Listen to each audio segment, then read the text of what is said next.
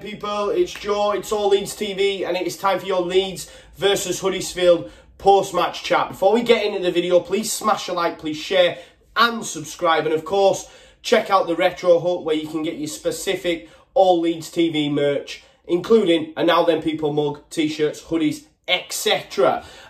Yeah, wow, another great win, another great performance, another clean sheet, you know, back top of the table, 7 points over third. Now let's get Cardiff out of the way, put Fulham to the sword, and then we're, you know, it's there, man, it's there. We are home and dry, baby. Fingers crossed. I know I'm getting ahead of myself, but look, you've got to be positive right now.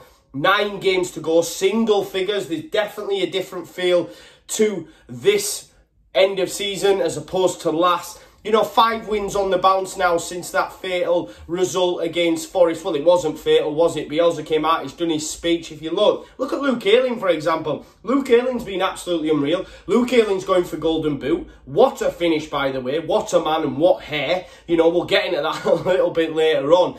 But that guy looked defeated, dejected, beat after Forest. Bielsa's done this rousing speech. I wish I were there, you know what I mean? It's probably one of them, I know the lads were clapping, but it's one of them where you want to get out of your chair, you know what I mean? Come on, you know, you wish you were there. And what turnaround these had, they all have. They all have. They were all fantastic again today. 5 wins on the bounce, 0 conceded, by the way, 0. 9 goals scored, none against, you know. 17th shutout of the season, 17th, and now our 21st win, which is the most across all top 4 tiers. I mean, we're top of the table, guys, top of the table. You know, I don't care for first, I just want auto, but it's genuinely a possibility that we could grab that title. I know there's still 9 to go, but Leeds are looking really, really strong. And of course, we've got 2 home games out of the next 3. I said in my pre-match, you know, 3 home games out of the next 4, and we've started with a great result against Huddersfield. I was worried. I think we all were. I think someone commented on my video and said everyone's giving them too much respect, and we did. We did. You know, it's a little bit like Hull in the first half. Once we got that early goal, you know, they were definitely pressing. They definitely had a game plan. However, in the second half, it was just, you know, men against boys. We were absolutely unreal. I think Cowley brothers have come out and said Leeds United were up there with the best team they've ever been up against, and that includes, you know, cup ties against Arsenal and Everton, etc. But 7-point gap over third, you know, results going our way. Fulham drawing with Little Leeds, Bristol City. West Brom drawing again, of course. Matt Smith absolutely paggered Forest last night. You know, Brentford, yes, they won, but it's 11 points now. It's a massive, massive gap. You know, there is still a long way to go, but come on. Even for the most hardened Leeds United, not negative fan, that's wrong. But yeah, the pessimist, let's say, must think, you know, how could even Leeds United can't fuck it up from here? Surely, surely. Fingers crossed. I know you'll dislike that, but, you know, fingers crossed. Look, big shout out today as well to Pablo Hernandez and Gaetano Berardi, 150 appearances for Leeds United. Pablo, what a signing. Always love Berardi. Always remember the 6-0-6 at Charlton away under Redders. Berardi came with that team, and, you know, since then he's been a stalwart for us. He just gets Leeds, and I hope he gets another year just for sentimental reasons. Look, there was no KP ahead of kickoff. We'd heard little rumblings, you know, from people in the know, and it turned out that it was the case. He wasn't going to play. But look at Ben White. If you have a look at Ben White's performance in that first time against Huddersfield, where we first tried him out in that position, I might be wrong, but I believe I'm 100% correct. It was like chalk and cheese, because I thought in that second half, Ben White was absolutely class. But look, anybody's going to miss KP, right? Bielsa's come out and said afterwards, not too much to worry about. He should be good for Cardiff, and we'll need him, because that's a tough test for us, the way they play. Yeah, but, you know, what a performance. You know, I keep going on. You can just wax lyrical on that second half, as many people will do. Look, a big thing that I seen on Twitter the other day, centenary season, and Charlton at home will be Marcelo Bielsa's 100th game. 100th game. Do you remember last season I used to say it's written in the stars? Got a little bit carried away. It's our time and all that jazz. This time I've kept my mouth shut a little bit. But look, centenary year, Charlton at home will be Bielsa's 100th game. Can you imagine? You know, I don't want to project, but can you imagine, folks? Can you imagine? And it's definitely within Leeds United's hands. You know, it has been, you know, for a couple of weeks, but I genuinely feel that, you know, even, you know, I've seen the square ball and tweeting out there'd have to be a monumental swing of points. And look, come that Wednesday night against Fulham, you know, under the lights at Ellen Road, it's going to be absolutely rocking. I cannot wait for that game. And could we put Fulham to the sword and basically give the chasing pack too much of a bridge to gap? You know, I spoke in my pre-match about how the chasing back from Forest down to Derby, there'd only been 7 wins out of 40 games, you know, 4 rounds of fixtures. And again, it was similar, you know, Fulham, Bristol City obviously drawing, West Brom, Swansea drawing. You know, I think Preston got beat, and they're still in 6th, I believe, or it might be 7th. They got beat. You know, it's madness, and long may that continue, because Leeds United are reaping the rewards of that. But let's get into the game. Sorry, I've rambled a little bit on there. I've put my thoughts across. But look, what a start and what a strike by Bill Ayling. What a guy. You know, he's up there now, challenging Pat for the Golden Boot. What a finish, what a finish. You know, I was watching the game, and as Harrison's picked it up, you know, sometimes I think he does too much. And at that point, there was a moment where he was going to cross it before he actually did, and he took it on. And I said to myself, you know, I said, well done, well done. Ball comes in, and Ayling, just watch Ayling's run, straight on the end, both feet off the floor, bang. You know, crossbar in, cool as you like. I mean, we even got Tret to, you know, the hair down, Vidal Sassoon kind of vibes. I'm a little bit jealous because, as you know, I'm follically challenged, but what a finish and what a guy. You know, I just can't wait to see the adulation and the love they're going to get when this inevitable promotion happens. Inevitable. I know the dislikes will happen, but it's happening this time, folks. It definitely is. Thought Costa started the game really well for me. And then after a few early, you know, forays into their half after the first goal, it sort of developed into a Hull-style game for me. You know, if you think about last week, Huddersfield were well into it without being overly creative, without doing too much. They were definitely pressing, they definitely had a game plan, and it did work for a little bit. A big shout out Jack Harrison today. You know, there's loads for me to chat about with Jack Harrison, but I just think even breaking up play and the pace at which he breaks, and his dribbling just seems to be getting better. We all know his first touch is nectar, but his dribbling and everything just seems to be getting, you know, better. It was unreal today, and again, he smashed the crossbar. He was so unlucky today. The only thing that's missing is a goal, but it's not through want of trying. It's not through shite strikes. It's just pure unlucky. You know, when he's smashing these in off the crossbar, he probably hits that strike later on in the second half a little bit too sweet.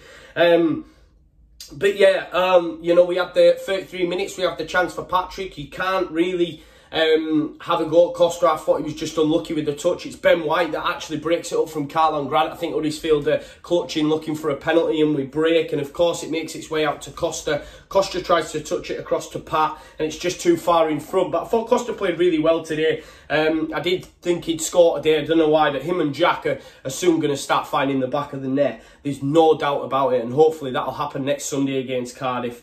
And then, of course, on the 35 minutes, you know, Harrison has his chance. There's some great work by Click and Ayling. I mean, how many assists has he got? I wish I'd have wrote it down, but he's assisting goals, he's scoring goals, he's a constant threat. No one really bothers him. I think the only player for me that's bothered him of late was Coulson against Borough. But other than that, you know, he's been up against the likes of Grant, up against the likes of Ben Rama, etc., and they've not had a sniff. Luke Ayling is the best fullback in this division. Facts. I remember saying it a couple of seasons ago. My mate laughed at me. Obviously, Borough fan, said George Friend was better, but there you go. Let's see how their career paths have gone since that time.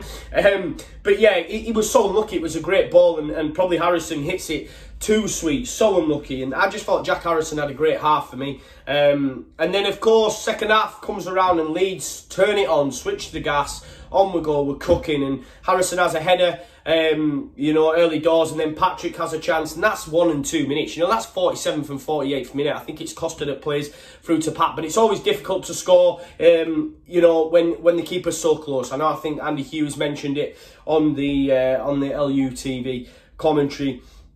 And I thought, you know, big shout out Patrick Bamford today. Patrick Bamford caused Stearman and Schindler absolute nightmares. He was well amongst them, and it was back to the levels that he played against West Brom in that first game or second game, both of them, you know, great centre-forward display. It was the same against Bristol City.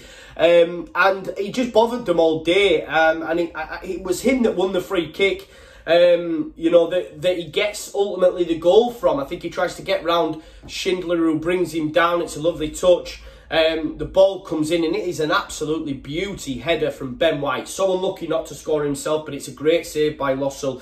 But Patrick Bamford, you know, in the right place, right time. Well done, Patrick, and absolutely buzzing. And it was nice to see him just full of emotion, you know. None of this as we've seen in the past, you know, but I don't want to get on the negative, but you know what I'm getting at. But listen, it was buzzing and I thought he was great today. Great centre-forward display. But, you know, it was just Leeds at their best in that second half, you know. 57 minutes, you know, I don't think Pablo, for me, had a great game. Yes, he was pulling the... This is the thing with Pablo. The short passes sometimes don't come off and you're like, for God's sake, man, what's going on? And then he does something class. That's why they call him the magic man. I mean, Chalobah, he nutmegs in the box. Absolutely unreal. We just continue to press after that point. And, of course, Jack Harrison hits the crossbar at the end of that. You know, Harrison, for me, and I've wrote it down in my notes, the fact that we can snap him up for 8 million in the summer, we need to get that done. He's just getting better and better and better. And all these players under the tutelage of Bielsa just get better and better and better. They're the cold hard facts. I mean, it's just amazing to see, you know. Look at Ben White, for example. He's even coming on in that role. You know, and I thought he was great today. There was a diag he played a little bit later on to Jack Harrison, who was just slightly offside. KP's always going to be a mess, but Ben White, you know, filled in there more than enough today. And I just thought the transitions in the second half were just absolutely fire.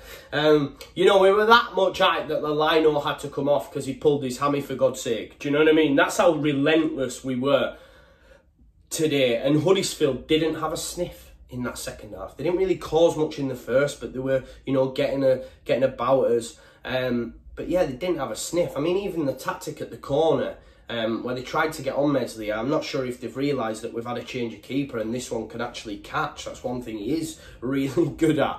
But yeah, look, they didn't have a sniff. I was nervous before the game. I think we all were, because we're all looking and thinking, we're going to drop some points at some point, and that will happen. But the more we continue in this form, you know, then we can maybe drop a few, you know. Cardiff's a tough place for us to go, notoriously.